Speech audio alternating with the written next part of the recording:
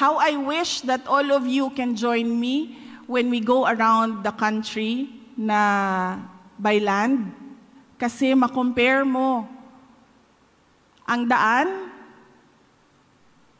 ng Samar at ng ibang lugar. Alam mo talaga na yung lugar merong problema. One time, dumaan kami sa area galing Leyte, galing Liloan, Leyte, paakyat ng Calbayog. Tinanong ko yung kasama ko, sabi ko, wala na ba silang ibang daan dito? Ito talaga ang dinadaanan ng lahat. So, ito ang dinadaanan ng logistics ng Mindanao to Luzon. And this is a very important part of the supply chain of the country. And then yan ako, taon-taon mo break ta, taon-taon mo, di ka gun makatulog. Layo na siya, di ba? From San Juanico Bridge to Calbayog City. So pwede ka matulog. Hindi ka makatulog.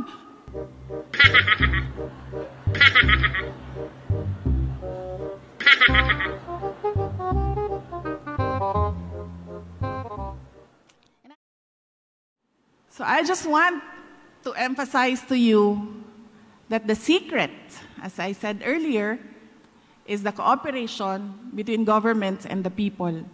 And the success is in the hands of the governor and the mayors.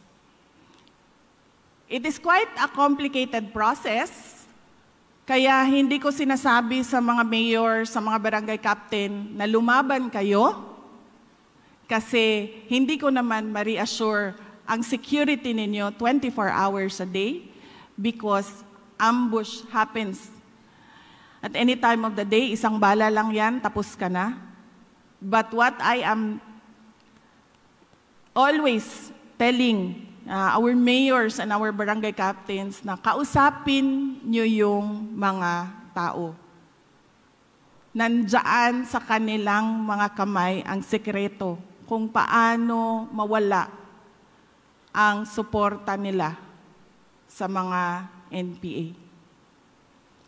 So that is why I am passionate about coming back again and again dito sa inyo, sa Samar.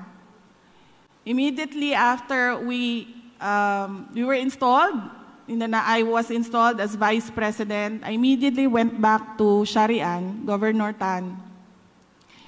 And this is the same talk that I gave the province of Samar.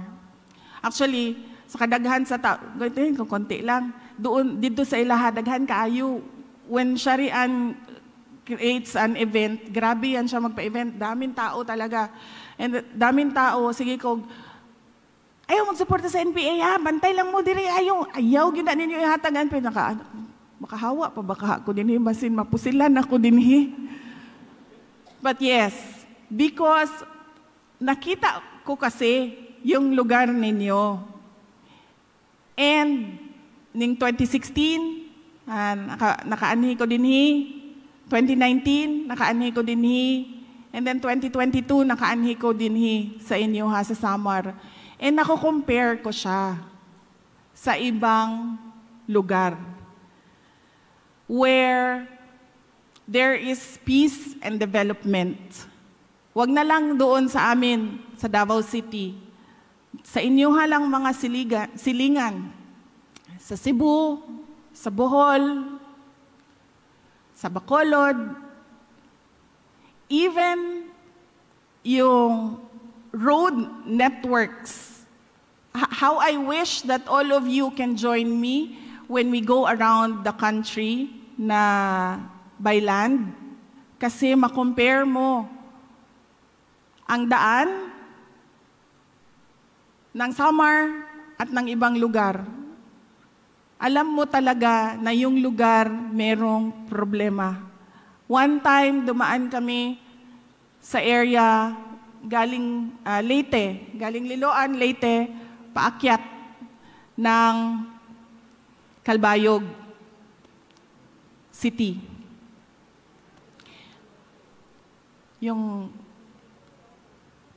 Tinanong ko yung kasama ko, sabi ko, wala na ba silang ibang daan dito? Ito talaga ang dinadaanan ng lahat.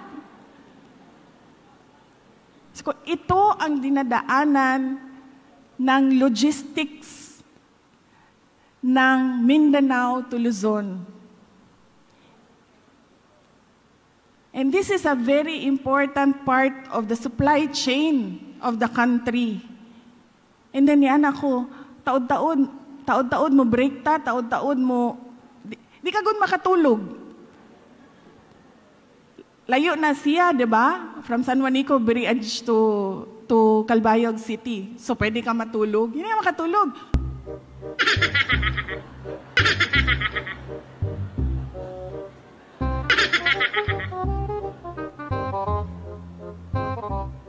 And I can really compare. That is why I always welcome invitations coming from Samar. Dahil gusto ko na makita ninyo siya from my perspective and from my eyes. Makita ninyo ang Samar because maybe you're lost in the forest or maybe hindi ninyo nakita yung mga iba't ibang lugar pa. Kaya hindi nyo nasabi na we need to do something, we need to be better, and we need to do something better. And I want to help your province and your island. And I am happy that I hear the same message as well from our governor. Because hindi man kami magkaibigan ni Gov. Magkakilala kami, pero hindi kami magkaibigan. Although, sinasabi ba ni Gov magkaibigan kami? Sige na lang. No, but I do not know kung NPA siya o hindi.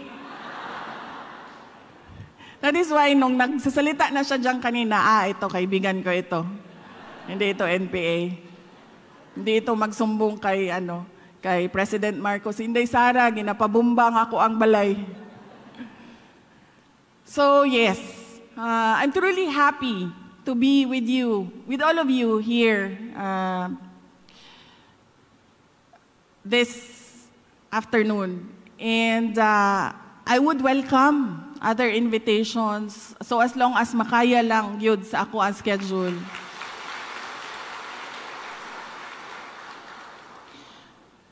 Para lang makita ninyo perme na there was one mayor in Davao City in Mindanao who wanted to do it and she asked the help of the entire city to solve something, and I want you always to see me and be reminded that it can be done. Patuloy nating mahalin ang Pilipinas. Syukran.